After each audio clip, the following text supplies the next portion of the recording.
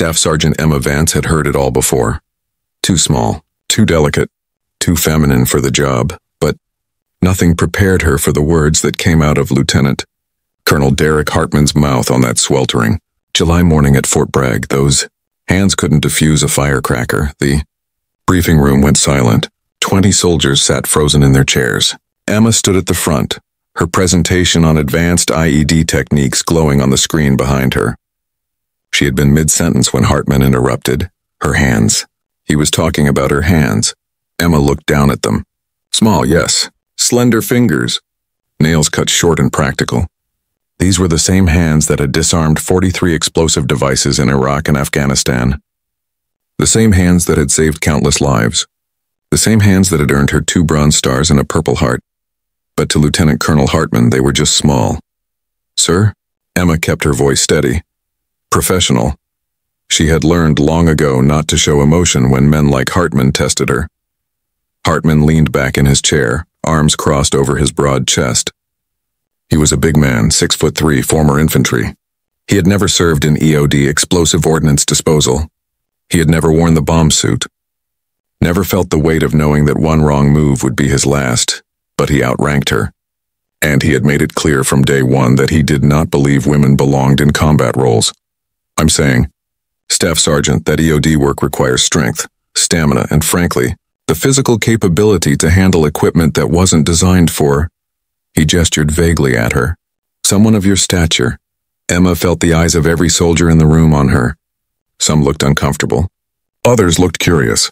A few, the ones who had served with Hartman before, looked smug. This was a test. She knew it. Hartman had been waiting for this moment since she had been assigned to Fort Bragg 3 weeks ago. With respect, sir, Emma said, her voice calm but firm, I have successfully completed over 200 explosive disposal operations. My record speaks for itself. Your record. Hartman smiled, but there was no warmth in it. Let me tell you about records, Staff Sergeant. Records are numbers on paper. They don't tell me whether you can carry a Mark V bomb suit across 100 yards of desert sand. They don't tell me if you can manipulate a wire cutter with gloves on when your hands are shaking from adrenaline. Emma's jaw tightened. I have done exactly that, sir. Multiple times. In combat zones. In combat zones where you probably had a team of men doing the heavy lifting for you. The room seemed to hold its breath. Emma could feel her pulse quickening, but she kept her face neutral. She had dealt with men like Hartman before. In training. In deployment. In every unit she had ever served in. Men who believed that her 5'4" frame and 120-pound body disqualified her from one of the most dangerous jobs in the military. What they never understood was that EOD work was not about brute strength. It was about precision, patience, steady nerves, and steadier hands. It was about being willing to walk toward the bomb while everyone else ran. Away, I carry my own equipment, sir, Emma said quietly. I always have. Hartman stood up. The chair scraped loudly against the floor. He walked toward her slowly, deliberately. When he stopped, he was close enough that she had to tilt her head back to meet his eyes. You know what I think, Vance? His voice was low, meant only for her, but in the silent room everyone heard. I think you've been lucky. I think you've had good teams covering for you, and I think that one day your luck is going to run out. Emma did not blink, did not look away. I don't believe in luck, sir, she said. I believe in training. For a long moment they stood there. The tall, imposing lieutenant colonel and the small, unflinching staff sergeant. Finally, Hartman stepped back. He addressed the room. Dismissed. Everyone except Vance. The soldiers filed out quickly, eager to escape the tension. The door closed behind the last one. Hartman walked to the window overlooking the training grounds. You have a problem with authority, Staff Sergeant? No, sir. Then why do you insist on challenging me? I didn't challenge you, sir. I defended my qualifications. He turned to face her. You're here as an instructor. Your job is to teach these soldiers basic EOD protocols. That's it. You're not in a war zone anymore. You don't need to prove anything. Emma felt something cold settle in her chest. She understood now. This was not about her hands. This was not about her size. This was about control. Hartman did not want a decorated EOD specialist with combat experience teaching his soldiers. He wanted someone he could manage. Someone who would not question him. Someone who would remember their place. and Emma Vance had never been good at remembering her place. "I'm here to do my job, sir," she said. "Same as everyone else. Your job is what I say it is." Hartman's voice was hard now. "And I'm saying that you need to understand something. This is my base, my command, and I will not have you undermining my authority by flaunting your combat record like it makes you special. You're dismissed, Staff Sergeant." Emma stood her ground for one more second. Then she saluted, turned, and walked out. The hallway was empty. She made it to the women's restroom before she let herself feel anything. She stood at the sink, hands gripping the cold porcelain, and stared at her reflection. Small hands. She turned them over, studying them. There were scars, burns from defusing a device in Fallujah that had been rigged with a secondary ignition, a crooked pinky finger that had healed wrong after a Humvee accident outside Kandahar. These hands had saved lives. But to men like Hartman, they would never be enough. Emma splashed cold water on her face and straightened her uniform. She had dealt with worse than Derek Hartman. She had faced insurgents and IEDs and the kind of fear that made strong men freeze. She could handle one arrogant officer, but as she walked back to her quarters, Emma could not shake the feeling that something was coming, something that would test her in ways she had not been tested before. She did not know how right she was. That evening, Emma sat alone in the dining hall. Most of the other soldiers ate in groups, laughing and talking. But Emma had learned that being the only woman in EOD often meant eating alone. She was halfway through her meal when Sergeant First Class Marcus Chen sat down across from her. "Mind if I join you?" Emma looked up, surprised. Chen was one of the soldiers from the morning briefing. Mid-30s, experienced, respected. He had served 2 tours in Afghanistan as a combat engineer. "Free country," Emma said. Chen smiled. "That was something this morning." "With Hartman?" Emma said nothing. She had learned not to talk about superior officers with other enlisted personnel. It never ended well. "Look," Chen said, lowering his voice. "I just wanted to say, a lot of us don't agree with him. About women in combat roles. About you. I appreciate that. I served with a female pilot in Afghanistan. Best Apache driver I ever saw. Saved our convoy twice. So I know that gender doesn't mean anything when it comes to getting the job done." Emma nodded. "Thanks, Chen, that means something. But I also wanted to warn you." Chen glanced around to make sure no one was listening. "Hartman has a reputation. He's pushed out 3 female soldiers in the last year. All of them requested transfers. All of them left with their careers damaged." Emma felt a chill. "How?" "He finds ways. Writes them up for minor infractions. Questions their fitness reports. Makes their lives miserable until they quit." Chen met her eyes. "I'm telling you this because you seem like someone who doesn't quit easily. But with Hartman, it might not matter." Emma set down her fork. "I'm not going anywhere, Chen. I earned my place here. I'm not letting one man's prejudice run me off." "I figured you'd say that." Chen stood up. "Just watch your back, Vance. Hartman plays dirty."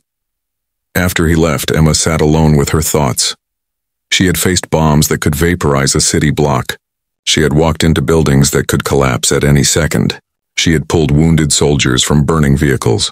But sitting there in the safety of a military dining hall at Fort Bragg, Emma felt something she had not felt in a long time. Fear, not of Hartman, but of what it would cost her to fight him. She thought about her career, about the 15 years she had given to the army, about the dream she had carried since she was 8 years old, watching her father come home in his dress uniform. She thought about every person who had told her she could not do it, every instructor who had pushed her harder because she was female, every teammate who had doubted her until she proved herself. Emma Vance had spent her entire life proving herself, and she was tired, but she was not a quitter. So, when she finished her meal and walked back to her quarters, Emma made a decision she would do her job. She would teach these soldiers everything she knew, and she would not give Derek Hartman a single reason to question her. She would be perfect. What Emma did not know was that perfect would not be enough, and in 72 hours, her small hands would be the only thing standing between Fort Bragg and catastrophe. The next 2 days passed in a tense routine. Emma taught her classes with precision and professionalism. She arrived early, stayed late, double-checked every lesson plan. She gave Hartman no ammunition to use against her, but she could feel his eyes on her, watching, waiting for her to slip. On the third morning, everything changed. Emma was in the EOD training facility, a reinforced building at the edge of the base where soldiers practiced bomb disposal techniques on dummy devices. She was setting up for the day's lesson when her phone buzzed. A text from the base command center. 3 words, report immediately. Urgent. Emma's stomach dropped. In her experience, urgent messages never meant good news.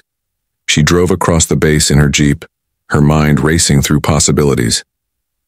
Had she done something wrong? Had Hartman filed a complaint? Was she being reassigned? When she entered the command center, she knew immediately that this was not about her. The room was chaos. Officers crowded around monitors. Phones rang constantly. Commander Patricia Walsh stood at the center of it all, her face grim. When she saw Emma, she waved her over. Staff Sergeant Vance, thank God. Walsh was a no-nonsense officer in her 50s. She had always been fair to Emma, but right now she looked scared. We have a situation, ma'am. Walsh pulled her to a quieter corner.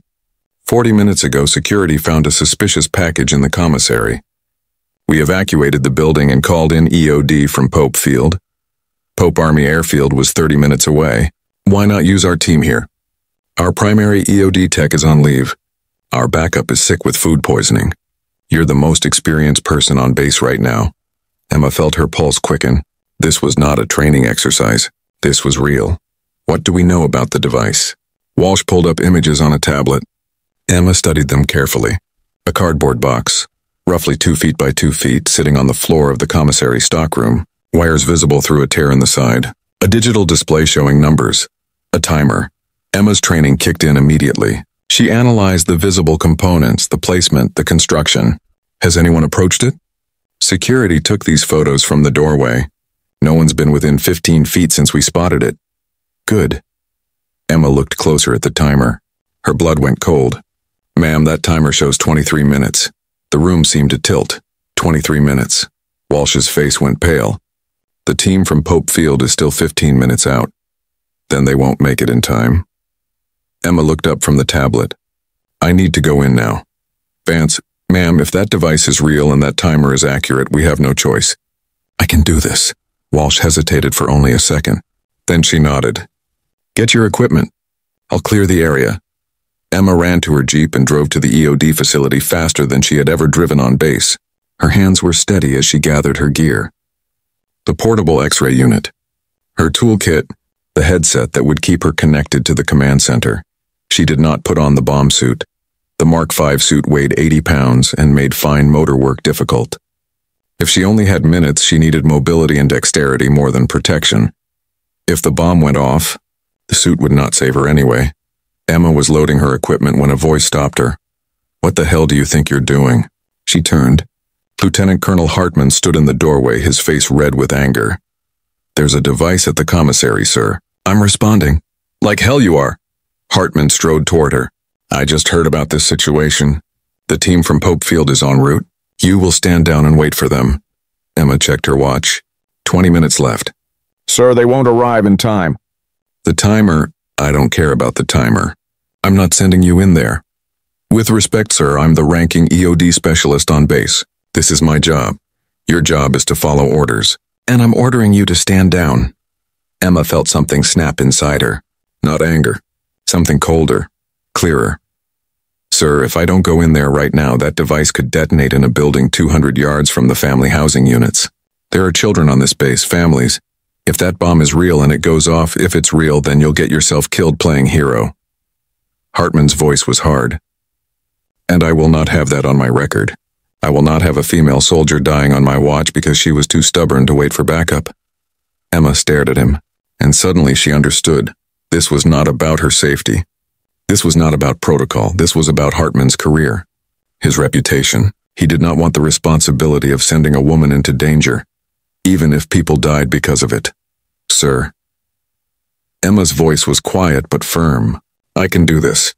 I have done this. Please let me do my job. You're not going, Vance. That's final. Emma looked at him for one long moment. Then she picked up her equipment bag. Then you'll have to stop me, sir. She walked past him toward her Jeep. Vance, that's insubordination. I will have you court-martialed. Emma kept walking. She loaded her gear into the Jeep and climbed into the driver's seat. Hartman ran after her. "Vance, stop. That's a direct order." Emma started the engine. She looked at Hartman through the window. "Sir, if that bomb goes off and kills people because I followed your order to stand down, I'll never forgive myself. So either court-martial me or get out of my way." She put the Jeep in gear. Hartman stood there, his face purple with rage, but he stepped aside. Emma drove toward the commissary, her heart pounding. She had just committed career suicide. Even if she successfully disarmed the device, she had directly disobeyed a superior officer. Hartman would destroy her for this, but as she pulled up to the evacuation perimeter, Emma pushed those thoughts away. Right now, the only thing that mattered was the bomb. Commander Walsh met her at the perimeter. "Vance, Hartman just called me. He said, I know what he said, ma'am, but I'm going in." Walsh studied her face. Then she nodded. "Your headset is linked to our frequency. We'll guide you from here. The building is clear. The nearest civilians are 300 yards away." Emma pulled on her headset and grabbed her equipment. "Time?" Walsh checked her watch. 17 minutes. 17 minutes. Emma had disarmed devices in less time before. But never alone. Never without a team. Never with a superior officer threatening court-martial if she survived. She walked toward the commissary entrance, her equipment bag heavy on her shoulder. The building loomed ahead, empty and silent. Behind her, she could hear voices over the radio. Officers arguing. Someone, probably Hartman, demanding that she be pulled back. But Emma kept walking. She reached the entrance and stepped inside. The commissary was eerily quiet. Fluorescent lights hummed overhead. Abandoned shopping carts sat in the aisles, their contents left behind in the rush to evacuate. Emma made her way to the stockroom. The door was open. She could see the box from the entrance, exactly where the photos had shown it. She set down her equipment and pulled out the portable X-ray unit. Her hands moved with practiced efficiency as she set it up, positioned it, and activated it. The X-ray image appeared on the small screen. Emma's breath caught. It was real, not a hoax. Not a training device, a real bomb. She could see the components clearly now. Plastic explosive, probably C4, a detonator wired to the timer, a battery pack, and something else. A secondary trigger mechanism, an anti-tamper device. Emma's mind raced. Anti-tamper devices were designed to detonate the bomb if anyone tried to disarm it. They were sophisticated, deadly, and they meant that one wrong move would kill her instantly. "Command, this is Vance." Her voice was steady despite her racing heart. "Device is confirmed live. Approximately 2 pounds of C4. Primary timer showing 14 minutes. Secondary anti-tamper mechanism present." Walsh's voice came through the headset. "Can you disarm it?" Emma studied the X-ray image. The anti-tamper device was connected to a pressure sensor under the box. If she moved the box, it would detonate. She would have to disarm the anti-tamper first, then the primary timer, all in 14 minutes. "Yes, ma'am," Emma said. "I can do this." What she did not say was that she had never disarmed a device this sophisticated without a full team and at least an hour to work. But there was no team. And there was no hour. There was only Emma and her small hands and 14 minutes. She pulled out her tools and approached the device. As she knelt beside the box, Emma heard Hartman's voice over the radio. "Pull her out. Pull her out now." "That's an order." Walsh's response was firm. "Negative. Vance is our only option. Let her work." Emma blocked out the voices. She blocked out everything except the device in front of her. She had trained for this moment her entire career. Every class. Every simulation. Every real bomb she had faced in Iraq and Afghanistan. But this was different. This was home. This was Fort Bragg. This was supposed to be safe. Emma pushed the thought away and focused. She carefully examined the visible wires through the tear in the box. Red, black, blue, green. Standard color coding, but that meant nothing. Bomb makers often rewired devices to confuse EOD techs. She needed to see inside. With painstaking care, Emma used a razor blade to widen the tear in the cardboard. Slowly, gently, 1 millimeter at a time. Sweat dripped into her eyes. She blinked it away. Her hands did not shake. 10 minutes left. Emma could see the anti-tamper mechanism now. It was exactly what she had feared. A pressure sensor connected to a secondary detonator. The moment the box's weight shifted, it would trigger the explosion. She needed to disable the sensor without touching the box. Emma reached for her smallest wire cutter. Her fingers, small, delicate, the hands Hartman had mocked, carefully navigated through the maze of wires. The sensor had 2 wires, red and black. One was the power source, one was the trigger. Cut the wrong one and the bomb would detonate. Emma studied the circuit, tracing each wire with her eyes. Her training came back to her. The pattern, the logic, the way bomb makers thought. 8 minutes. She positioned the wire cutter around the black wire. Vance, status? Walsh's voice was tight with tension. Preparing to cut anti-tamper wire. Stand by. Emma took a slow breath, let it out, steadied her hand and cut the wire. Nothing happened. The device did not explode. The timer kept counting down. Emma allowed herself 1 second of relief. Then she moved to the primary mechanism. 7 minutes now came the hard part. The primary detonator was a web of wires more complex than anything Emma had seen outside of a war zone. 6 wires connected the timer to the explosive. Red, black, blue, green, yellow, white. They ran through a junction box that looked homemade. Soldered connections visible through a clear plastic housing. This was not the work of an amateur. Whoever built this device knew exactly what they were doing. Emma used her magnifying lens to study the connections. Each wire could be the one that disarmed the device, or each one could trigger it instantly. 6 minutes. Vance, the Pope field team just arrived at the perimeter. Walsh's voice crackled through the headset. Do you want them to? No time, ma'am. I'm committed. Need silence to work. The radio went quiet. Emma traced each wire with her eyes, following the circuit path. In EOD training, they taught you to think like the bomb maker. What would you do to make this device foolproof? What failsafes would you build in? She noticed something. The green wire ran to the timer, but it also looped back through the junction box in an unusual pattern. A redundancy. If someone cut the obvious wires, the green wire would still complete the circuit. It was a trap for inexperienced techs, but Emma was not inexperienced. 5 minutes. Her hands moved with deliberate precision. She used a voltage meter to test each wire, checking for current. The readings told her a story. The blue and yellow wires were decoys, live but not connected to the detonator. The red and black wires powered the timer. That left green and white. One would disarm the device. One would detonate it. 4 minutes. Emma's mind raced through her training. Every device she had ever studied. Every pattern she had memorized. Bomb makers were creative, but they were also creatures of habit. They repeated techniques that worked. The white wire was thicker than the others slightly, almost imperceptibly. Why would you use a thicker wire unless it carried more current? Emma made her decision. She positioned her wire cutter around the green wire. Her small fingers fit perfectly into the tight space between components, a space that larger hands could never have navigated without disturbing other wires. 3 minutes. God. Please let me be right, Emma whispered. She cut the green wire. The timer stopped. 2 minutes and 41 seconds frozen on the display. Emma let out a breath she did not know she had been holding, but she was not done yet. The explosive was still live. The detonator was still connected. She had stopped the timer, but the device could still be triggered manually.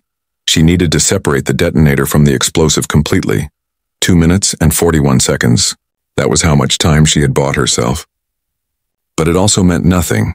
The device could sit like this for hours, or someone could trigger it remotely in the next second. Emma worked faster now, but no less carefully. She used a pair of non-magnetic tweezers to grip the detonator housing. It was embedded in the C4, a small metal cylinder that would create the initial explosion needed to trigger the plastic explosive. Removing it was like performing surgery. She pulled gently. The detonator shifted 1 millimeter. Then another sweat ran down her back. The stockroom was cool, but Emma felt like she was standing in the desert sun. The detonator came free. Emma carefully placed it in a containment vessel from her kit, a small lead-lined box designed to isolate electrical components. She sealed it and set it aside. The C4 was now inert, stable, harmless without a detonator. It was over. Emma sat back on her heels, her entire body shaking with adrenaline. She had done it. The bomb was disarmed. Command, this is Vance. Device is neutralized. Repeat, device is safe. The radio erupted with voices. Relief, congratulations. Someone was cheering. Emma stood on wobbly legs and walked out of the stockroom, out of the commissary, into the bright North Carolina sunshine. A crowd had gathered at the perimeter. Soldiers, officers, the EOD team from Pope Field in their full gear, ready to take over. Commander Walsh ran toward her. Vance, outstanding work. Are you hurt? No, ma'am. I'm fine. Walsh gripped her shoulder. That was the bravest thing I've ever seen. You saved lives today. Emma nodded, still processing what had just happened. She had disarmed a live bomb, alone, in minutes, with a superior officer ordering her to stand down. And then she saw Hartman. He stood apart from the celebrating crowd, his face unreadable. When their eyes met, Emma saw something that made her stomach turn. Not relief, not gratitude, anger. Walsh followed her gaze. Don't worry about him right now. You're a hero, Vance. The whole base is going to know what you did today. But Emma knew better. She had embarrassed Hartman. She had disobeyed his direct order and proven him wrong, in the most public way possible. Men like Hartman did not forgive that. The next 6 hours were a blur. Emma gave her statement to CID, the Criminal Investigation Division.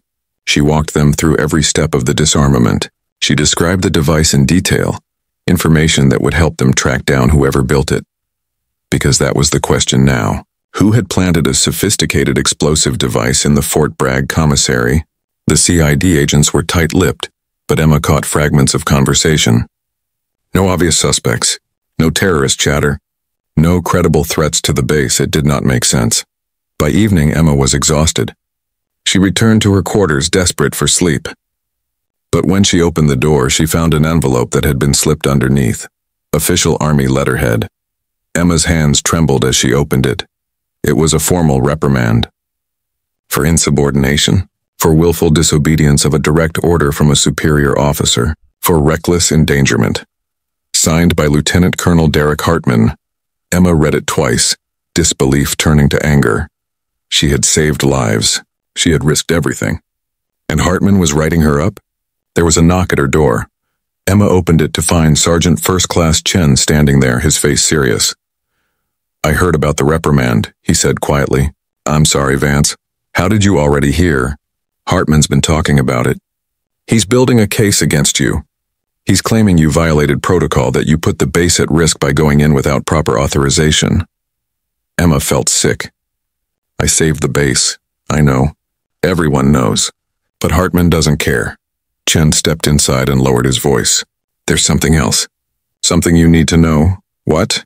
That bomb today. CID found something during their investigation. The components, they were all military grade. The C4, the detonator, even the wiring. It all came from U.S. military stock. Emma's blood ran cold. You're saying someone on base built that device? That's what it looks like. CID is keeping it quiet, but they're starting an internal investigation. Chen paused. Vance, whoever did this knows explosives. Really knows them. This wasn't some angry private. This was someone with serious EOD training. Emma's mind raced. An insider. Someone on base. Someone with the knowledge and access to build a sophisticated bomb. But why? What was the point? The device had been in the commissary stockroom, not somewhere that would cause maximum casualties. It was almost like a test. The thought came to Emma suddenly, and with it, a terrible certainty. Chen, she said slowly, what if the bomb was never meant to go off? What do you mean? Think about it. The timer was visible. The device was placed somewhere it would be found quickly. The components were sophisticated, but the placement was almost deliberate, like someone wanted it to be discovered. Chen frowned. Why would someone build a real bomb just to have it found? Emma was silent, pieces clicking together in her mind. A bomb that required an expert to disarm, placed on a day when the primary EOD team was unavailable, found just after Hartman had publicly questioned her abilities. It was too convenient. Chen, I need to see the duty roster from today. Who was scheduled to be on base? Who called in sick? The backup EOD tech. Guy named Morrison. Food poisoning. And the primary tech, on approved leave. Has been for 2 weeks. Emma pulled out her phone and started searching. Morrison's service record. His training history. She stopped. Morrison had served under Hartman 3 years ago at Fort Hood, before Hartman transferred to Fort Bragg. Chen, does Morrison have any connection to Hartman? Chen pulled out his own phone, scrolling through records. His face went pale. Oh hell. Morrison was Hartman's EOD specialist at Hood. They served together for 18 months. Emma's heart pounded. It was circumstantial. It could be coincidence, but Emma did not believe in coincidence. Her phone buzzed. A text from an unknown number. You should have stayed out of it. Now you'll pay for embarrassing him. Emma showed the text to Chen. Someone's threatening me. We need to take this to CID, to Commander Walsh. This is serious. Emma nodded, but her mind was elsewhere. The bomb, the timing, Hartman's reaction. The reprimand filed within hours of the incident. What if the whole thing had been a setup, not to kill anyone, but to test Emma, to put her in an impossible situation? Either she would refuse to go in, proving Hartman's point that women could not handle pressure, or she would fail to disarm it and die, removing her as a problem. The fact that she had succeeded had not been part of the plan, and now Hartman was scrambling to contain the damage. Chen, I need to ask you something, and I need you to be honest with me. Anything. Do you think Hartman is capable of this, of staging a bomb threat to get rid of me? Chen was quiet for a long moment. The Hartman I know? The guy who's pushed out 3 female soldiers? Who thinks women don't belong in combat? He met her eyes. Yeah, I think he's capable of a lot of things. Emma made a decision. I'm going to talk to CID tonight. I'm going to tell them my theory. Vance, if you're wrong, if I'm wrong, I'll look paranoid. But if I'm right, and I don't say anything, someone could get hurt. Emma grabbed her jacket. Are you with me? Chen nodded. All the way. They were halfway to the CID office when Emma's phone rang. Commander Walsh. Vance, I need you at the command center. Right now. Ma'am, I was actually heading to... Now, Staff Sergeant. We have another situation. Emma's blood turned to ice. Another device? No. Walsh's voice was strained. It's Morrison, the EOD tech who was out sick. Security just found him in his quarters. He's dead. Emma and Chen ran to Morrison's quarters. The building was surrounded by military police. CID agents were already inside. Commander Walsh met them outside. Her face was ashen. What happened? Emma asked. Apparent suicide. Morrison hanged himself in his quarters. Left a note. What did the note say? Walsh hesitated. It was a confession. He claimed he built the device at the commissary. Said he was suffering from PTSD. Said he wanted to hurt people, to make them feel the fear he felt in combat. Emma's mind reeled. Morrison, dead. A confession. It was too neat. Too convenient. Ma'am, can I see the note? CID has it. But Vance, there's more. Morrison's computer. They found bomb-making instructions, diagrams, plans for the device that matched what you disarmed today. Emma felt like the ground was shifting beneath her feet. Evidence. A confession. A dead suspect. Case closed. Except Emma did not believe it. Not for a second. Ma'am, I need to speak with CID. There are things about today that don't add up. I think... Vance? Walsh's voice was gentle but firm. I know this is hard. You risked your life to disarm that device, and now finding out it was one of our own who built it. It's a lot to process. But CID has this handled. Morrison is dead. The threat is over. But ma'am, go get some rest, Staff Sergeant. That's an order. You've been through enough today. Walsh walked away, leaving Emma standing in the darkness with Chen. This is wrong, Emma said quietly. Morrison didn't kill himself. Someone killed him to shut him up. You think Hartman? I think Morrison built that bomb, but I don't think he did it alone. I think someone ordered him to do it. Someone who had the authority to make him follow orders. Chen looked toward Morrison's quarters, where CID agents were photographing evidence. If you're right, and Hartman is involved, Vance, you're in danger, real danger. Emma knew he was right. But she also knew something else. She was the only person who suspected the truth. If she backed down now, Hartman would win. He would get away with murder, because Emma was certain that Morrison's death was murder, not suicide. And eventually Hartman would come for her too. "I'm not backing down," Emma said. "I'm going to prove what happened." How?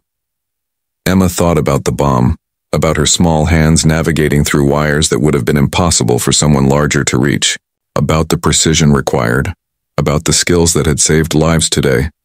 Those same skills, that same precision and patience would help her uncover the truth. "The same way I disarmed that bomb," Emma said. "Carefully, one step at a time, until I find the right wire to cut." Chen nodded slowly. "Then I'm with you. Whatever you need." Emma looked back at Morrison's quarters one more time.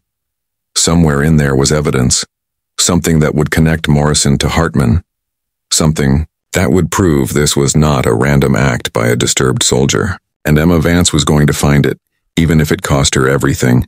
Emma did not sleep that night. She sat in her quarters with her laptop digging through everything she could access.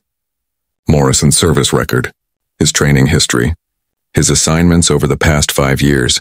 Every search led back to Hartman. Morrison had served directly under Hartman at Fort Hood. When Hartman transferred to Fort Bragg 8 months ago, Morrison had requested a transfer too. They arrived within weeks of each other. That alone was not proof. Soldiers transferred together all the time, especially if they had worked well together. But then Emma found something else. 2 months ago, Morrison had filed a complaint with the base chaplain. The complaint was confidential, but Emma had a friend in administrative services who owed her a favor. One phone call and 20 minutes later, Emma had a copy. Morrison had reported feeling pressured by a superior officer to perform unspecified tasks that violated his conscience. He had expressed fear of retaliation if he refused. The chaplain had advised him to report it through official channels. Morrison never did. And now he was dead. Emma's phone buzzed. A text from Chen CID released preliminary findings, ruling it suicide. Case closed on the bombing. They're calling you a hero. Press conference tomorrow at 0900. Emma stared at the message. They were closing the case, wrapping it up neatly. Morrison was the lone bomber, disturbed and suicidal, and Emma was the brave soldier who stopped him. Everyone would move on, except Emma could not move on, not when she knew the truth was still buried. She texted back, "We need to talk. My quarters. Now." Chen arrived 15 minutes later, accompanied by someone Emma did not expect, Captain Jennifer Rodriguez from CID. Emma tensed. "Chen, what? Relax, Vance," Rodriguez said, stepping inside. "I'm not here officially.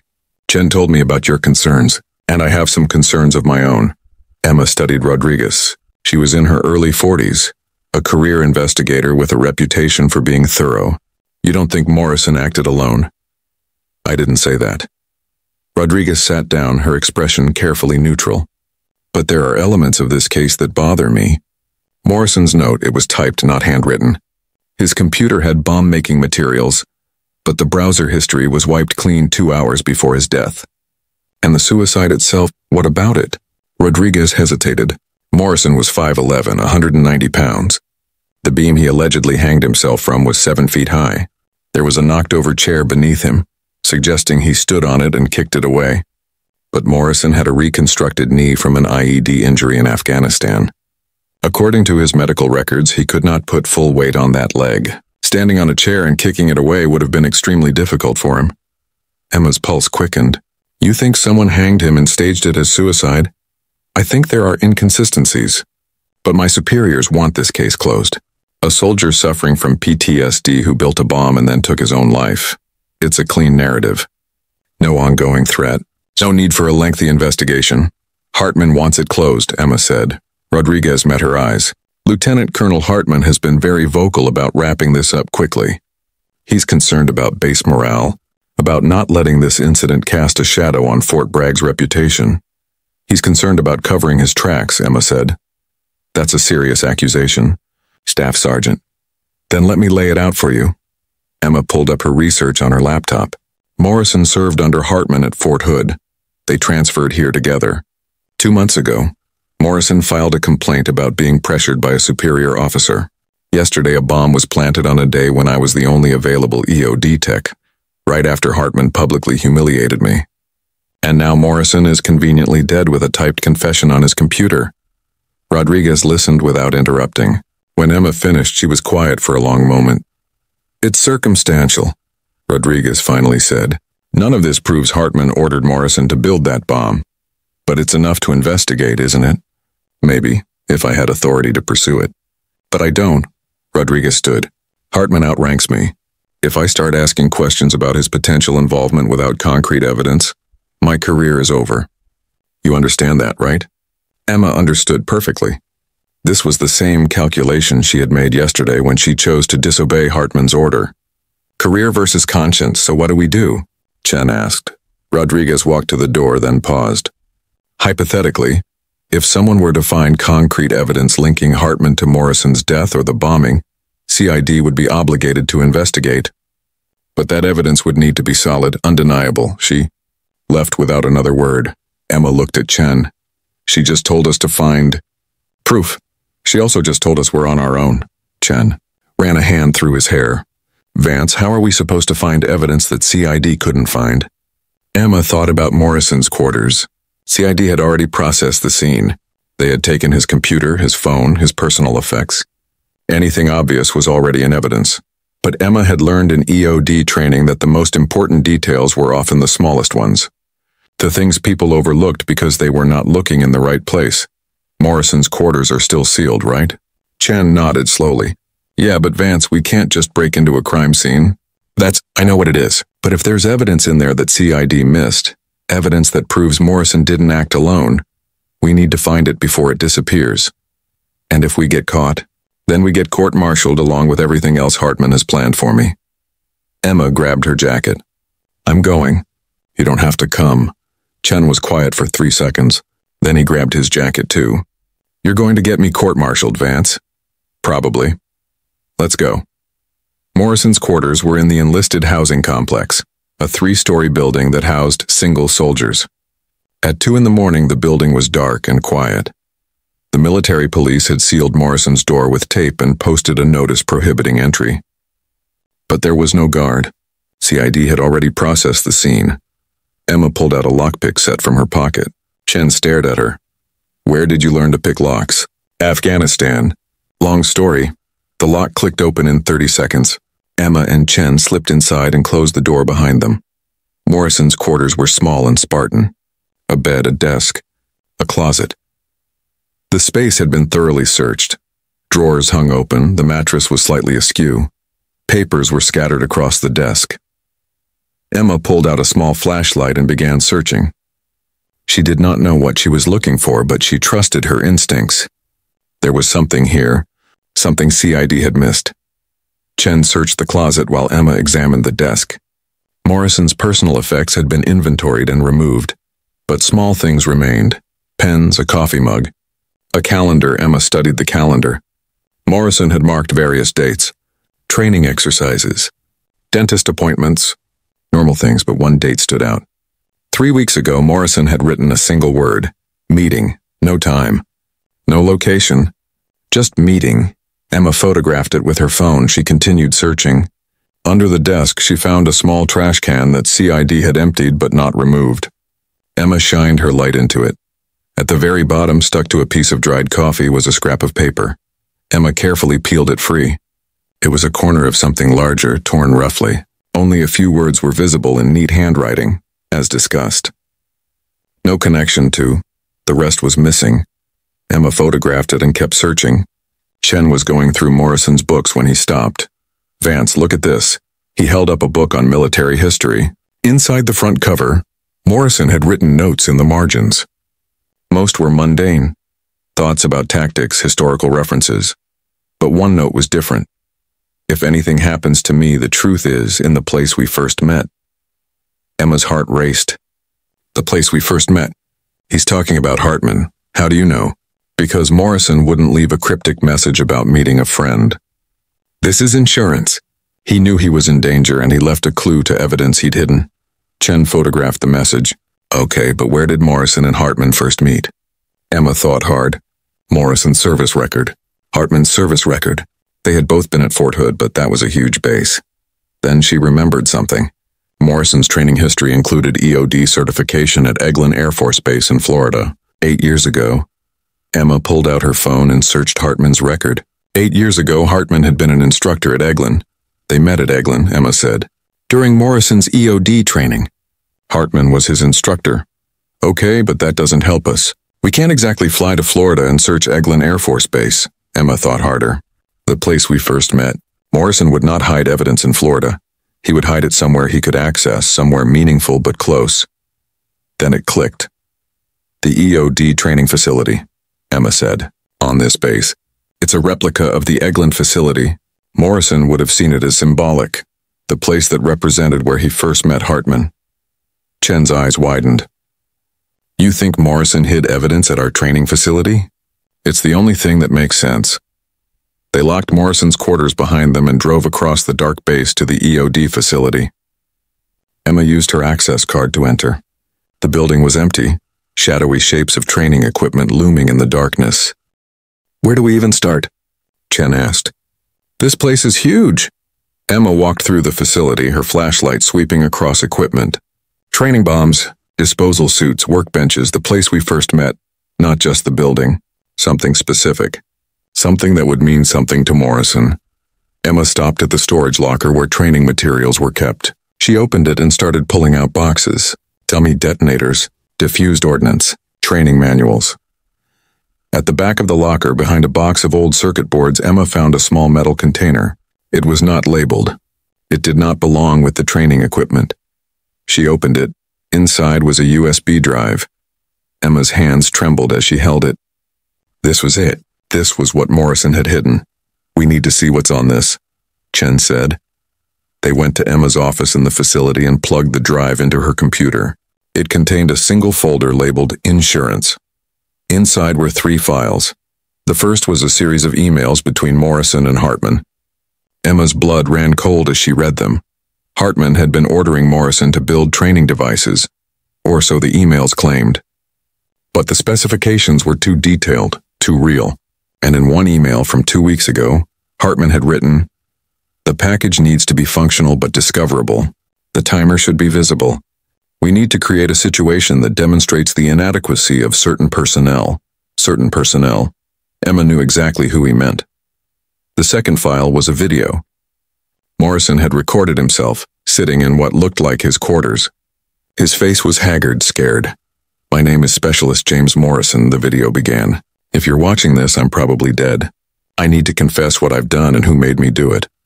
For the next 10 minutes, Morrison explained everything. How Hartman had approached him months ago with a plan. How Hartman wanted to prove that women were not capable of handling EOD work. How he had convinced Morrison to build a device that would be discovered when Emma was the only available tech. The plan had been for Emma to either refuse to disarm, it proving Hartman's point, or to fail and die in the attempt. Morrison had built the bomb, but he had sabotaged it. He had made it sophisticated enough to look dangerous, but he had ensured that the anti-tamper device could be bypassed. He had given Emma a fighting chance because he could not live with getting her killed. But then Hartman had learned what Morrison had done, and Hartman had threatened him. He said if I talked, he would destroy me, Morrison said on the video. He said he had connections, that I would disappear into Leavenworth for building an explosive device on a military base. He said nobody would believe me over a lieutenant colonel. Morrison's voice broke. "I'm scared. I'm hiding this evidence in case something happens to me. If you find this, please make sure the truth comes out. Don't let him get away with this." The video ended. Emma sat in stunned silence. She had been right, all of it. Hartman had orchestrated the entire thing. The third file was the most damning.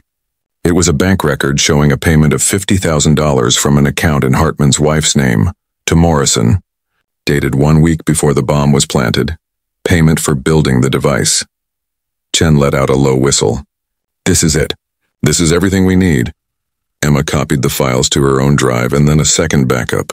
"This evidence could not be lost. We take this to Commander Walsh first thing in the morning," Emma said. "She'll have to investigate. Even Hartman can't cover this up." But as they left the EOD facility, Emma's instincts were screaming that something was wrong.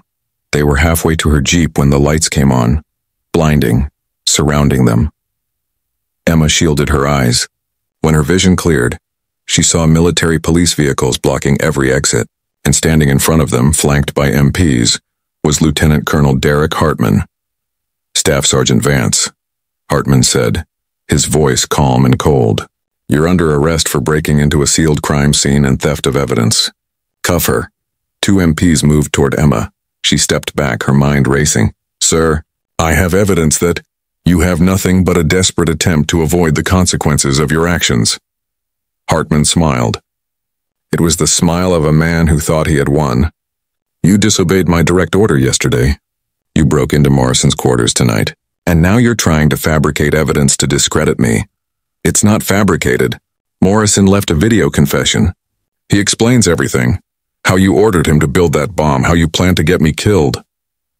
The MPs hesitated, looking uncertainly at Hartman. Hartman's smile faded. "That's absurd. Morrison was a disturbed soldier who built a bomb and killed himself. And you, Vance, are a troubled woman who can't accept that she's not cut out for this job." Emma felt rage burning through her fear. "My small hands disarmed that bomb in 90 seconds. My hands that you mocked. I saved lives while you tried to end mine. Take her," Hartman ordered the MPs. But before they could move, another voice cut through the night. "Belay that order." Commander Walsh stepped into the light, and she was not alone. Captain Rodriguez was with her, and behind them a full CID team.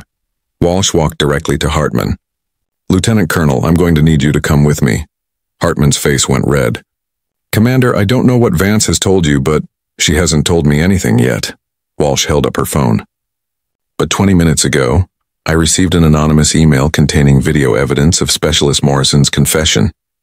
The same video, I assume, that Staff Sergeant Vance just discovered." Emma's breath caught. Someone had sent Walsh the evidence. "But who?" Rodriguez stepped forward. "We also received Morrison's medical examiner's report. The preliminary finding of suicide has been changed to suspicious death pending investigation. There are bruise patterns on Morrison's arms consistent with being forcibly restrained." Hartman's confident facade was cracking. "This is ridiculous. You're taking the word of a dead man and a female soldier with a grudge." "We're taking the word of evidence," Walsh said coldly. "Bank records, emails, a video confession, and testimony from Sergeant Morrison's roommate, who came forward an hour ago to report that he saw you entering Morrison's quarters the night he died." Hartman went pale. Walsh nodded to the CID agents. "Lieutenant Colonel Derek Hartman, you're being placed under arrest for suspicion of murder, conspiracy, and attempted murder. You have the right to remain silent." As Walsh read Hartman his rights, Emma felt her knees go weak. Chen steadied her. It was over. Hartman was led away in handcuffs, still protesting, still trying to assert his authority. But no one was listening anymore. Walsh approached Emma. "Are you okay, Staff Sergeant?" "Yes, ma'am." "But I don't understand. Who sent you that video?" Walsh glanced at Rodriguez, who shook her head slightly. "Let's just say that someone in CID thought it was important that evidence be preserved and distributed before it could disappear." Emma looked at Rodriguez, who kept her expression carefully neutral. But there was the slightest hint of a smile at the corner of her mouth. Rodriguez had sent the video. She had been gathering evidence all along, waiting for the right moment. "Thank you," Emma said quietly. Rodriguez nodded. "You did good work tonight, Vance, both in disarming that device and in finding the truth. Not everyone would have had the courage to pursue this." 3 weeks later, Emma stood at attention in Commander Walsh's office. The investigation had moved quickly once the evidence came to light. Hartman had been formally charged with conspiracy to commit murder, attempted murder, and a dozen other offenses. Morrison's death had been officially ruled a homicide. Several other soldiers had come forward with testimony about Hartman's pattern of harassment and abuse. He would spend the rest of his life in Leavenworth. Walsh looked up from her desk. "At ease, Staff Sergeant. I wanted to speak with you before the ceremony tomorrow." "Ceremony, ma'am? You're receiving the Soldier's Medal for your actions in disarming that device. It's the Army's highest award for heroism, not involving combat with an enemy." Emma felt overwhelmed. "Ma'am, I was just doing my job. You did far more than your job. You risked your life, and then you risked your career to uncover the truth about what happened. Walsh stood and walked around her desk. I also wanted to tell you that the reprimand Hartman filed against you has been expunged from your record, and I'm recommending you for early promotion to Sergeant First Class. Emma's eyes widened. Ma'am, I don't know what to say. Say you'll keep doing what you do best. Teaching soldiers, saving lives, being an example of what true courage looks like. Walsh extended her hand. Emma shook it. As Emma left the office, she thought about everything that had happened. The mockery, the bomb, the investigation, the truth. She thought about Morrison, a troubled man who had made terrible choices but who had ultimately tried to do the right thing. His evidence had brought Hartman down, and she thought about her hands, small, delicate, the hands Hartman had mocked. These hands had disarmed a bomb in 90 seconds. These hands had uncovered the truth. These hands had brought a murderer to justice. The next day, Emma stood on the parade ground in her dress uniform. The entire base had turned out for the ceremony. Soldiers lined up in formation. Officers sat in the reviewing stand. Families filled the bleachers. Commander Walsh pinned the soldier's medal to Emma's chest and saluted her. The crowd erupted in applause. As Emma stood at attention, she saw faces in the crowd. Chen grinning proudly. Rodriguez nodding with respect. Other female soldiers, their eyes bright with. As Emma stood at attention, she saw faces in the crowd. Chen grinning proudly. Rodriguez nodding with respect. Other female soldiers, their eyes bright with hope. And Emma realized something. This moment was not just about her. It was about every woman who had been told she was too small, too weak, too different to do the job. Every woman who had been mocked and underestimated and pushed aside. She had proven them wrong, not with words. Not with arguments, with steady hands and a steadier heart. After the ceremony, a young female private approached Emma shyly. She could not have been more than 19. Ma'am, I just wanted to say, I'm in EOD training right now, and some of the guys, they say women can't do this job. But watching what you did, it gave me courage to keep going. Emma smiled. She thought about herself at 19, full of dreams and determination, facing a world that told her she did not belong. Let me tell you something, Emma said to the young private. They're going to doubt you. They're going to test you. They're going to tell you that you're not strong enough, not tough enough, not good enough. The private's face fell slightly. But here's what you need to remember, Emma continued. Strength comes in many forms. Sometimes the smallest hands can do the most delicate work. Sometimes the quietest voice speaks the loudest truth. And sometimes the person everyone underestimates is exactly the person who saves the day. She placed a hand on the private's shoulder. So when they mock you, when they doubt you, when they tell you that you can't do it, remember this moment. Remember that a woman with small hands disarmed a bomb in 90 seconds and brought down a corrupt officer. And then you go out there and prove them wrong too. The private saluted, tears in her eyes. Yes, ma'am. I will. As Emma walked away, she felt a sense of peace she had not felt in years. The battle was over. The truth had won, and somewhere she liked to think that Morrison was at peace too. His final act of courage had made all the difference. Emma looked down at her hands one more time. Small, scarred, strong, perfect.